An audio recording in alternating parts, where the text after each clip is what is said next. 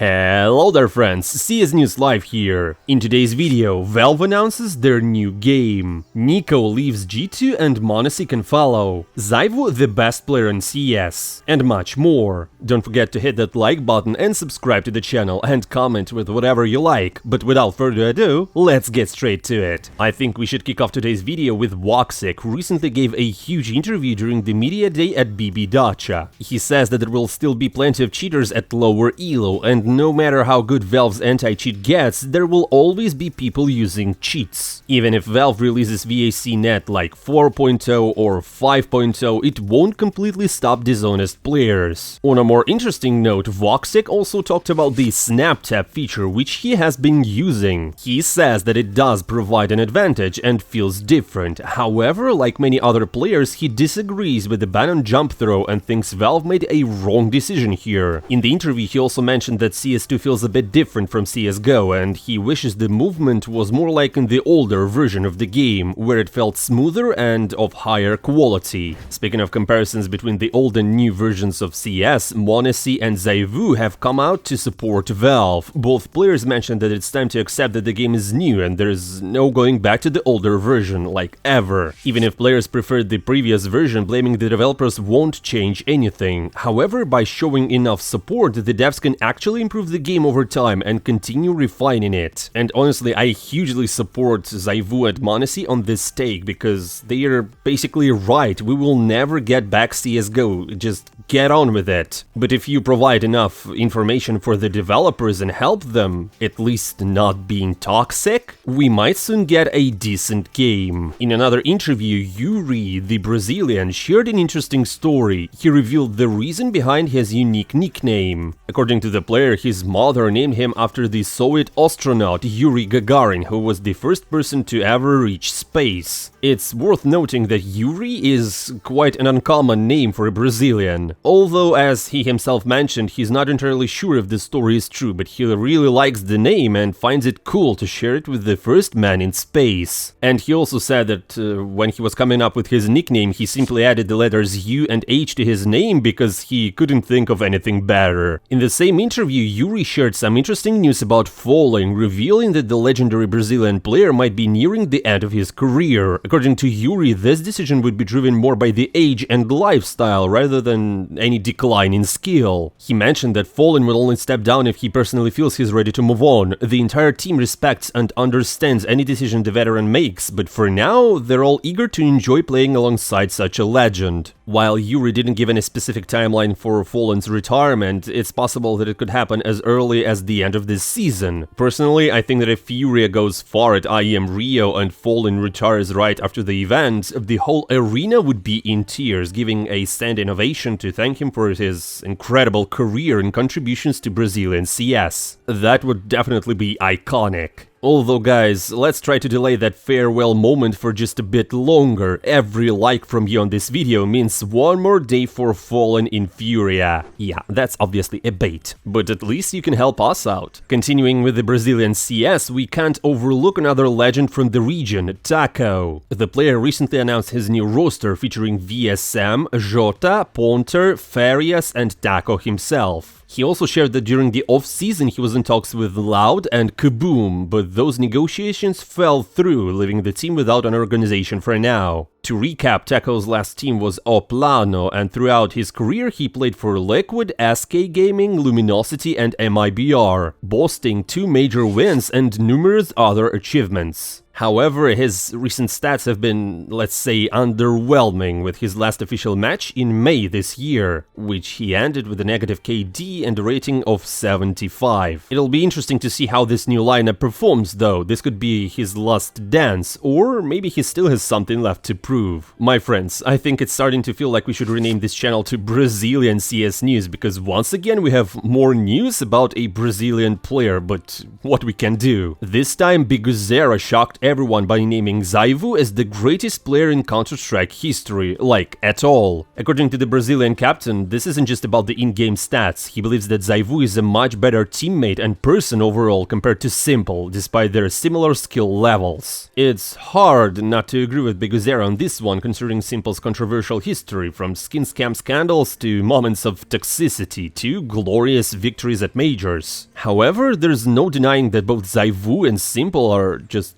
phenomenal players, consistently delivering incredible performances on the server. I mean, you know it, but it's like Ronaldo versus Messi here, that kind of rivalry. In terms of character, I think Zaiwu does have the edge over Alexander, but who knows, maybe s1mple will reflect on things and come back just as strong, but with a more refined attitude. Guys, and who do you think is the best player in the whole CS history? Drop your thoughts in the comments below, let's discuss and maybe even argue. Another captain has stepped into the spotlight, answering the question that has been on the minds of Tier 1 CS fans. This time Chopper addressed whether any roster changes are planned for Team Spirit or if the lineup will remain the same. The captain confirmed that it's really unlikely that we will see any changes in Spirit either before or after the major. According to Chopper, the team is very young, with the core consisting of the IGL, Sniper and the star player only having played together for 6 months, which can truly lead to frustrating losses and tough situations. Chopper, though, admitted that in Cologne he failed to properly motivate and align the team. He also mentioned that he was more focused on his own gameplay rather than fostering a positive atmosphere, which contributed to their losses. Additionally, he explained why Spirit is skipping IM Rio. It's due to an overloaded schedule with other tournaments, making it impossible for the team to miss out on crucial practice sessions. Speaking of tournaments, we couldn't overlook Blast's latest announcement regarding the venue for their biggest event of the year. This time, the Blast World Finals won't be held in Copenhagen as usual, but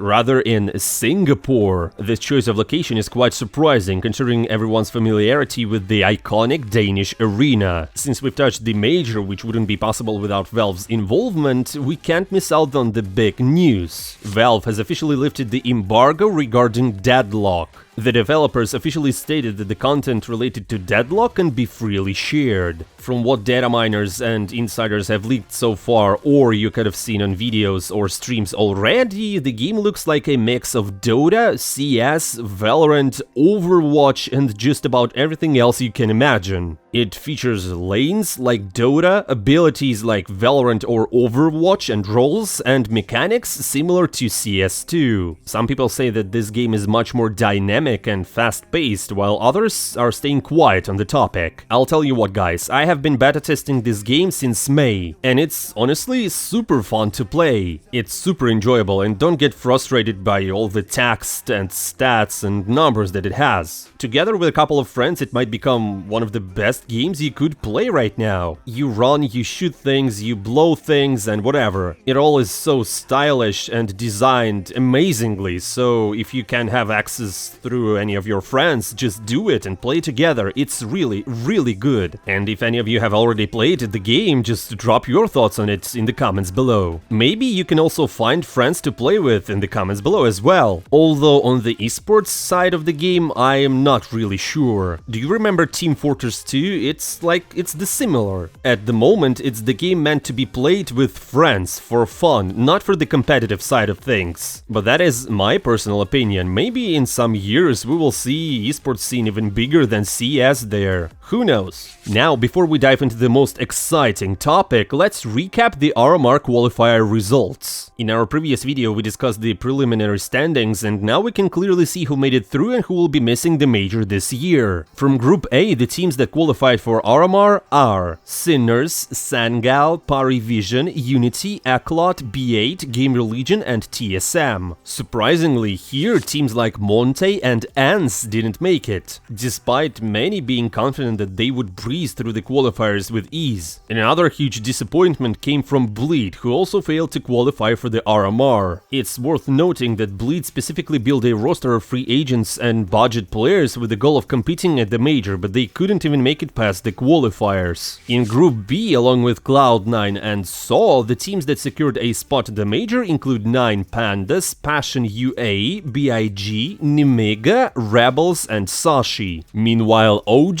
who recently made roster changes, didn't qualify for the major. They were joined by Kyung, whose players were suspected of match fixing, as well as teams like Johnny Speeds, MCAL, and others. Overall, Group B played out as most people expected, with the exception of OG's surprising drop. And now, my friends, to the most important news. According to the rumors and several insider reports, G2 might lose both of their star players in 2025. NiKo is highly likely to join Falcons finally, while m0NESY could move to NaVi. And you know what? These rumors didn't come out of nowhere. Even before Nexa joined G2, there were talks about the Falcons' interest in signing NiKo, but back then Kovac declined due to his contract with G2 and the inclusion of Nexa in the deal. Now, however, NiKo is seriously considering signing with Falcons and is expected to make a decision in the coming days. Insiders suggest that this is due to G2 failing to reach an agreement with NiKo on the new contract regarding his salary, as well as ongoing performance issues. Additionally, Vitality's negotiations with NiKo's brother Hunter during Cologne, which we mentioned in the previous video, might have influenced his decision. Might be just NiKo feeling that G2 is falling apart. But where does m0NESY fit into all of this Falcons x NiKo thing? The connection is pretty simple, because m0NESY has stated before that if NiKo leaves the team, he will follow suit. Since S1MPLE is firmly holding the sniper role in Falcons and he's their best player undoubtedly, m0NESY's only viable option seems to be NaVi, who could still buy him out at a significant discount. However, NaVi already have Wonderful, which might force m0NESY to switch to a rifle role. Honestly, my friends, I don't know what to say. This looks like either the most intriguing roster shuffle of all times, even better than Cloud9's, or a confusing situation that even G2's players and management haven't fully figured out. If you think about it, NiKo's departure could trigger m0NESY's exit, which would likely lead to Hunter leaving as well. In that case, G2 would be left with just Malbs and Snacks, forcing them to rebuild their roster from scratch. This could basically mean that the RMR and the Major are the last dance for G2, because they can eventually, potentially, just disband. Finally, that's all for today, my friends. Thank you for watching, sincerely. Don't forget to follow the channel, leave a comment, and hit the like button, as all of it helps us to develop. And also, as always, don't forget to follow our new Twitter account. I'm not saying goodbye for a long time, my friends. See you soon.